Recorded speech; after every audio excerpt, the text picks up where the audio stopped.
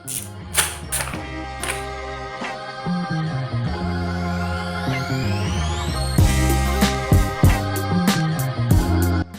halo! Kali ini saya mau ngebahas tentang flash drive atau sering disebut flash disk yang sekarang dijadikan sebuah alat untuk gaming atau semacam gaming station. Di toko online udah banyak yang jual flash disk semacam itu dengan harga yang lumayan sih, bisa sampai ratusan ribu tergantung dari kapasitasnya. Kalau menurut saya, mending beli flash disknya aja yang kosongan baru dari merek-merek yang bagus atau mainstream, dan lebih baik pilih yang minimal udah USB 3.0. Contohnya ini saya beli yang SanDisk Ultra Curve USB 3.2 Gen 1, kapasitasnya 32 GB dengan harga di official store-nya cuma 60 ribuan.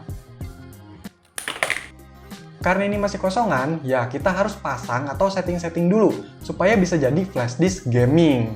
Nah, ini yang jadi hal penting, untuk sistemnya kita pakai Batocera. Batocera merupakan distribusi Linux yang dikhususkan untuk bermain game-game konsol retro. Dan ini bisa dijalankan melalui SD card atau flash disk di PC, mini komputer, konsol game handheld, dan sebagainya. Ini kita bisa download Batocera secara gratis, ukurannya sekitar 2 GB-an. Nah, untuk masukin sistem Batoceranya ini ke flash disk, kita perlu bantuan aplikasi bernama Balena Etcher untuk flash file sistemnya. Selain itu, kita juga harus sediain file-file penting lainnya, seperti BIOS untuk konsol gamenya dan file ROM game yang ingin dimainkan.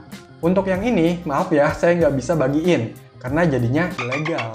Nah, karena alasan itu juga, di Batocera ini nggak nyediain sekalian BIOS ataupun gamenya. Tapi kalau mau cari pun mudah, dan udah banyak yang nyediain. Oke, untuk masukin sistemnya, pertama colok flash disknya ke PC. Oh ya, kalau sebelumnya ada data-data penting di flash disk, pindahin dulu, soalnya nanti ke format. Terus jalanin Balena Etcher, pilih file sistem Batoceranya, pilih flash disknya, dan tekan flash. Tunggu sampai selesai atau flash complete. Nah, kalau udah, ini kita bisa jalanin sistem Batoceranya yang ada di flash disk ini melalui PC. Tapi sebelumnya, kita masuk dulu ke BIOS dengan cara nyalain PC-nya dan tekan tombol masuk BIOS. Ini beda-beda ya tombolnya, tergantung merek motherboard atau laptopnya.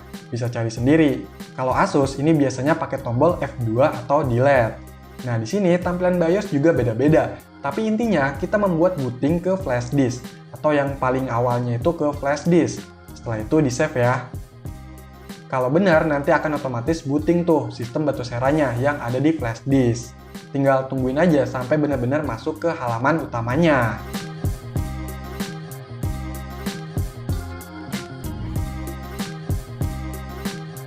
Ya, jadi untuk tampilannya itu seperti ini. Langsung muncul menu untuk memilih jenis konsol game yang ingin dimainkan. By the way, di Batocera ini support banyak banget jenis konsol game. Tergantung kita isiin file ROM gamenya juga ya. Nah, itu yang bikin kalau kapasitas flash disknya lebih besar, bisa diisi lebih banyak game dan lebih mahal. Oh iya, kita lanjut masukin file ROM game dan BIOS konsol gamenya. Dengan cara tekan F1, nanti muncul semacam file manager kayak gini. Tinggal pindahin aja file-file BIOS ke folder BIOS dan file gamenya ke folder ROMs, sesuai dengan folder dari nama konsol gamenya. Setelah itu, masuk ke settings dengan menekan tombol spasi, pilih menu game settings, dan update game list. Maka game-game yang udah ditambahkan tadi akan muncul di masing-masing menu konsol gamenya. Ini tinggal pilih aja game yang ingin dimainkan.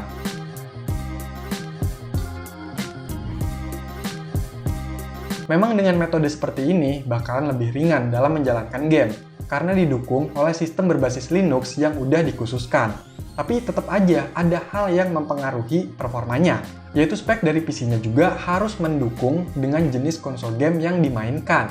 Oke lah, kalau konsol game retro macam Sega, NES, Game Boy, dan sejenisnya itu masih termasuk ringan.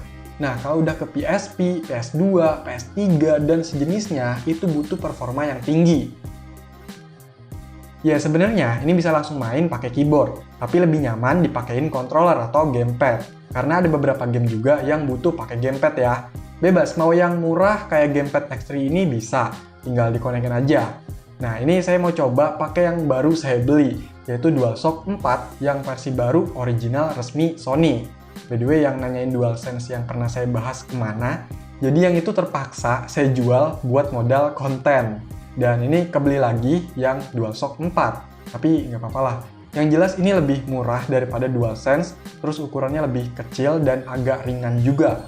Modelnya ini masih mirip-mirip sama controller PS sebelumnya, jadi lebih familiar. Dan untuk warna Midnight Blue ini, cakep ya. Untuk tombol-tombol udah pasti enak, getarnya mantap, build quality-nya bagus, koneksi bisa pakai kabel atau Bluetooth, ini juga bisa disambungin ke handphone, dan mainin game yang support pakai gamepad. Pokoknya mantep lah ini, sesuai dengan harganya, yang saya beli sekitar 700 ribuan. Buat yang butuh, link pembeliannya ada di deskripsi ya.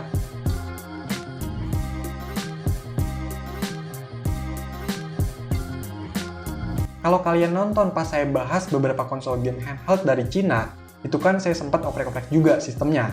Ada yang pakai Adam Image atau Onion OS. Nah, Batocera ini ya mirip-mirip kayak gitu.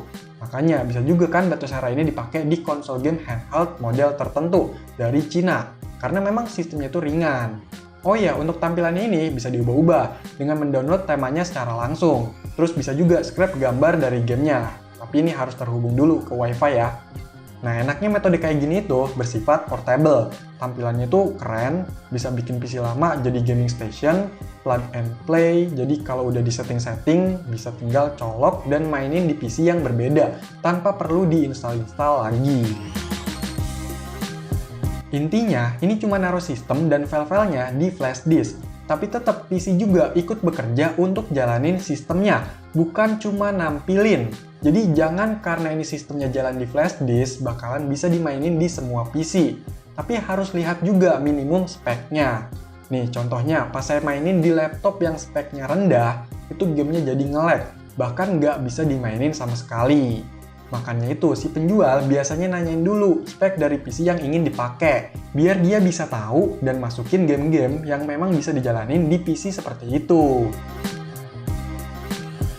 Menurut saya, kalau memang udah punya PC yang speknya tinggi, nggak perlu ribet kayak gini juga tetap bisa. Tinggal download dan install aja emulatornya. Ya, kalau spek tinggi mah pakai emulator di OS lain juga harusnya kuat, dan nggak banyak modal juga jadinya. Tapi nggak ada salahnya juga sih kalau memang pengen beli flash disk gaming itu.